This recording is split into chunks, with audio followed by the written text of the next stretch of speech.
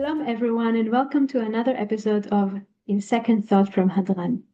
In the tractates of Zevachim and Menachot, we also deal with the issue of thought and how our thought can decline disqualify the sacrifice. And that idea that just the thinking, just the thought can disqualify the sacrifice is a fascinating one. It has to do with a larger understanding and meditating of the idea of thinking as a real thing or not a real thing in Jewish thought. And I'm going to share the sources and let's see.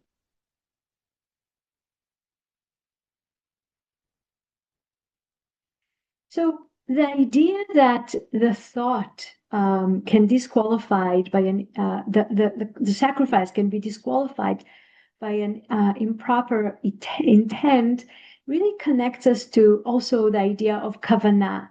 Are we doing it for the sake of the mitzvah, for the sake of heaven, or for other reasons? And how are we focusing our both not only our action but also our thought and intent in what we're doing? And the idea that is mentioned in Masechet Zvachim is by Rava, is that Rava says intent is effective to disqualify an offering only when it expressed by one who is fit for the temple service and with regard to an item that is fit for the temple service and in the place that is fit for the temple service. In other words, if you're bringing the sacrifice and you're not the person who is supposed to do the work, or you're bringing a sacrifice which is not supposed to be a sacrifice, or you're doing it not in the right place, then any thought you have is not disqualifying the korban. And the Rambam in Mishneh Torah is saying that the only intent that is significant is that of the person performing the temple service. And the intent of the person bringing the sacrifice is of no consequences. And we would think, logically, we would think the opposite, that if the sacrifice, the offering belongs to the person and the person has wrong thoughts, that will disqualify the offering. But the Rambam is saying no. In other words, I believe that the Rambam is saying there is a limit of how much power we can give the thought of people. So only the person who is dealing with his hands in reality with the sacrifice his thought can disqualify the sacrifice, and the intent of the person bringing the sacrifice is of no significance. Even when we heard that the owner had an intent which would cause a sacrifice to be considered a pigul, not a kosher offering, if the person performed the temple service had the proper intent, the sacrifice is acceptable. And that idea of the thought in our actions and the thought as human beings and what significance do they have is really what I'd like to contemplate on in the next few minutes from different directions. The pasuk in Proverbs is saying, "Mechashev lehara lo bal mezimot tikra'u." One who lays plans, or other interpretation is calculates to do harm, is called a schemer. One who lays plans or calculates. The word lachshov is like is in Hebrew to calculate, like someone who is pondering in his thoughts, but what he wants to do is do something bad, is do something to do harm. And Rashi is saying, he who plots to do evil, he plans strategies of wickedness. In other words, it's not good thoughts. It's thoughts that we know that they want to do harm in the world. This person, people will pay attention to him. In other words, you're not going to be able to hold these thoughts to yourself. People will notice that these are the thoughts that you have in your mind. In other words, people can't hide their thoughts forever. And we have to pay attention, to people with negative and evil thoughts. Rabbeinu Yonah, who lived in Gerondi in the 13th century, and is saying something more. And he says, we all know that you do not follow your heart and your eyes. We were warned with this not to think to do a transgression, prohibition, or sin like the matter that is stated, he who thinks to do evil. In other words, even if we think in our heart and mind to do evil, that is also an isul. That is also, we were warned not to do that. There is some kind of weight, not just to the action itself, but also to the thinking, to the pondering, to the lechashem machashavot, to think the harm, he who thinks to do evil, and not to think about words of heresy, lest one stumbles and be drawn after them. Okay, the fear is that when you tend to have negative thoughts and you follow your heart with thinking about bad things, then you can end up doing the wrong thing, starting by words of heresy and then actually do the acts. And when he places upon his heart that God, may he be blessed, examine the hearts and investigate the kidneys, how can he dare to define his heart and defile his heart and refine ruffian matter lodged upon it? In other words, says Rabbeinu Yonah, how can a person think that his thoughts are only belong to him? Because when a person remembers that God can read our minds, God knows what we're thinking about, God examines the heart and investigates the kidneys, how can someone think that his evil thoughts are just between him and himself? And he continues to mention a pasuk in Mishlei that God really hates, God doesn't like, God dislike people who keeps thinking about negative thoughts about other people all day. And this is something we need to keep away from. The Malbim, who lived in Europe, Eastern Europe in the 19th century, is telling us that the verb thought, when used in the verb, indicates inappropriate thoughts, such as the thought of a pagan in the sanctuary. A pagan in the sanctuary, pigur, mean to have the wrong thought about an offering, to disqualify the offering. In other words, the example that the Malbim is bringing about a negative thought that can really dislocate us from Avodat Hashem. One example is the disqualifying the offering, the korbanot, with a sinning thought. Rav Ben Zion Uziel, who was the first Sephardi rabbi in Eretz Israel, is saying that they all said one thing, that contemplating a crime, even though it is not punishable in court, is in any case more serious in its nature than the crime itself. And it's a very interesting perspective. Says Arav Uziel in the 20th century, in the beginning of the 20th century, he says, even though we can't punish someone for their thinking, for their for contemplating a crime, one should know that the quality of the thought of doing evil is worse than actual sinning. And as we said before, because you regulate yourself, you get used to have those thoughts, and they can draw you away from the right way of thinking. And therefore, try hard not to have those thoughts, even though there is no punishment for a hirurei avera. And indeed, the Rambam is saying similarly, anyone who has an incorrect intent and he brings, like the while performing a sacrifice service violates a negative commandment. It's not that you did something, but you didn't do something. It's a lav. It's not something you're supposed to think you're supposed to have.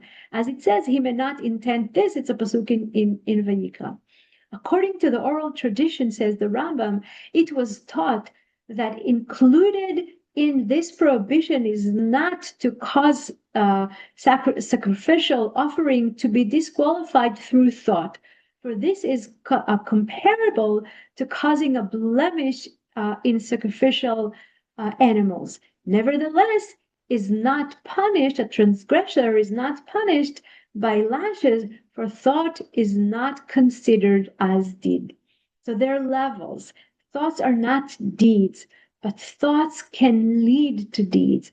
And thought regulates us, they cause us to regularly be contemplating in a negative thought, in a harmful thought, and that is a bad thing. And that's why says the Rambam, it's as if your thought caused blemish to the sacrificial animal. Okay, your thought can actually do something in reality, even if you didn't do it, so you don't get punished, but you should do that. It's something you should not. This is a negative commandment. When we look further with that verb of to think, of hear, machashev, chashiva, machshava, we can see in Yirmiyahu that when Yirmiyahu is the prophet of the destruction of the temple, when he talks to the people of Yerushalayim, he says, "Here, O earth, I am going to bring disaster upon these people, the outcome of their own schemes, for they would not hearken to my words."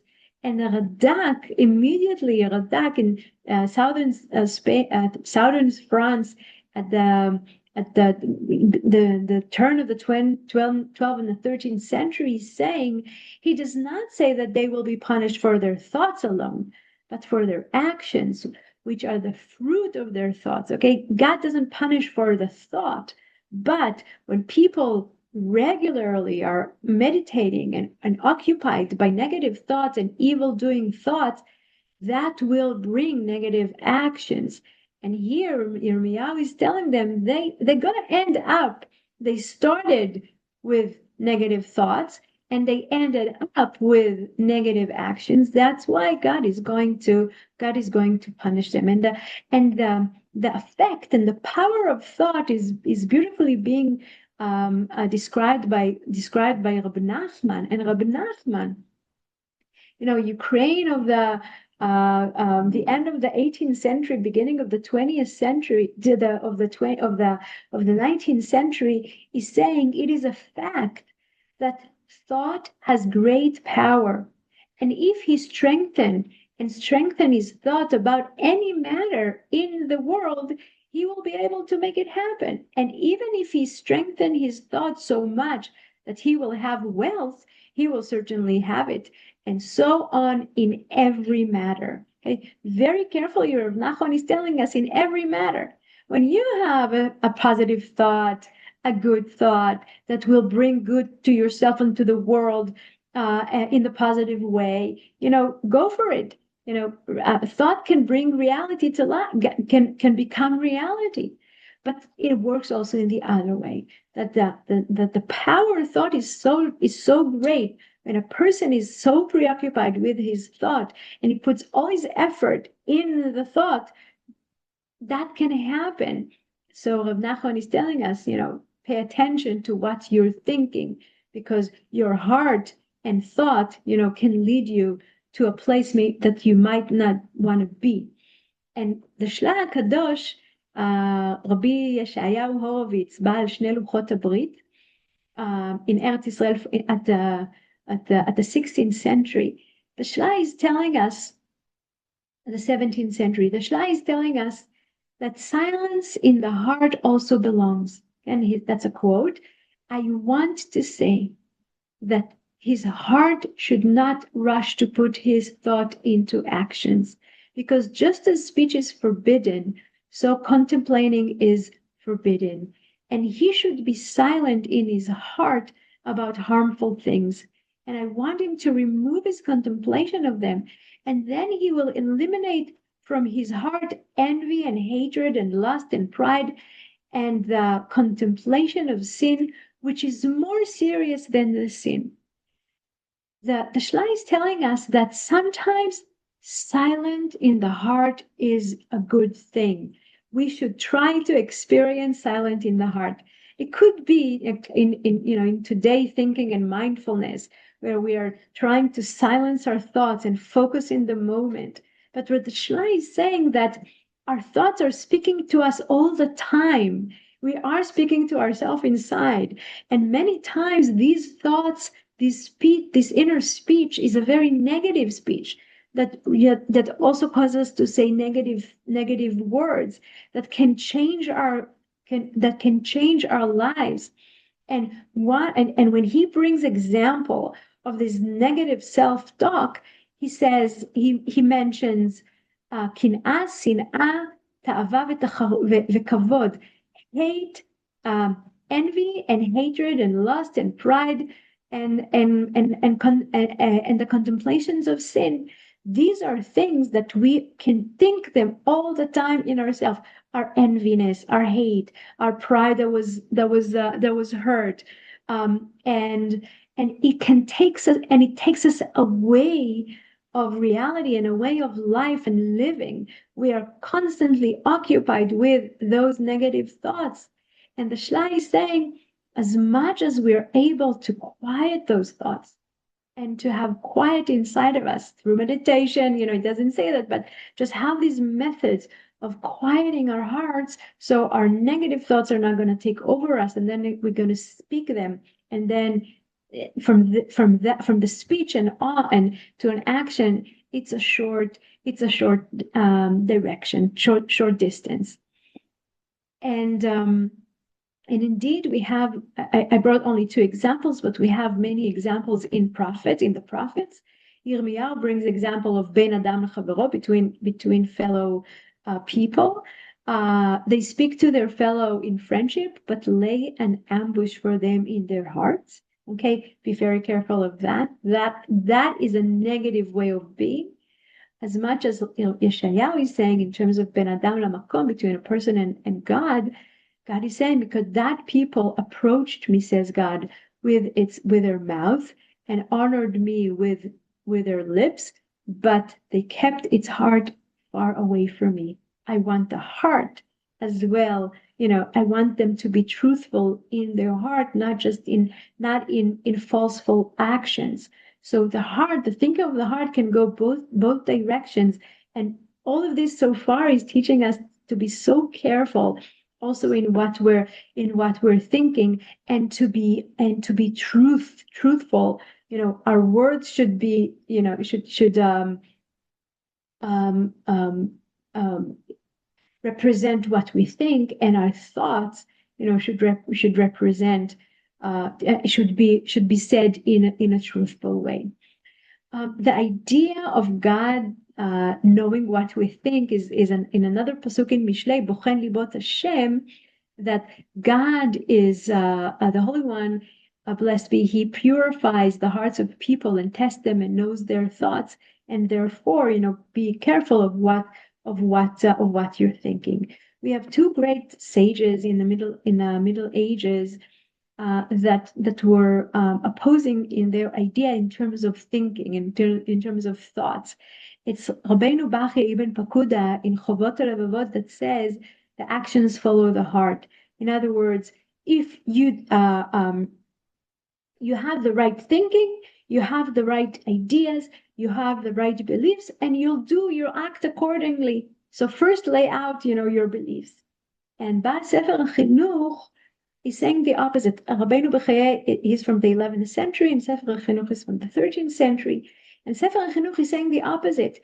The heart follows the actions. You do. When you do the right thing, then you start to believe the right things, and it changes your life. And we see how the idea of the power of thought is so essential in Jewish thinking. I want to end with another kind of thinking that the Navi Malachi is mentioning towards the end of his book. He says, in this vein, have those who revere God been talking to one another. God has heard and noted, and a scroll of remembrance has been written at God's behest concerning those who revere God and esteem that name. So the phrase lechoshvei shmo, one way in the English is the one who esteem that name. They think greatly of God's name. But it also means that these are people who keep thinking about God in a way that keep thinking about what's the good we can do in the world. And indeed, the Gemara in Masechet Brachot are asking, who are the ones who thinking upon his name? And Rav Ashi said, a person intended to perform a mitzvah, but due to some circumstances beyond his control, he did not perform it. The verse ascribes him credit as if he performed the mitzvah, and he is among those that think upon his name. In other words, it works the opposite way as well, the other way as well. If we have good thoughts, if we had a thought of doing good in the world through a mitzvah, through an action, but we have because of circumstances and not our fault, we didn't get to do it, to actually do it in reality.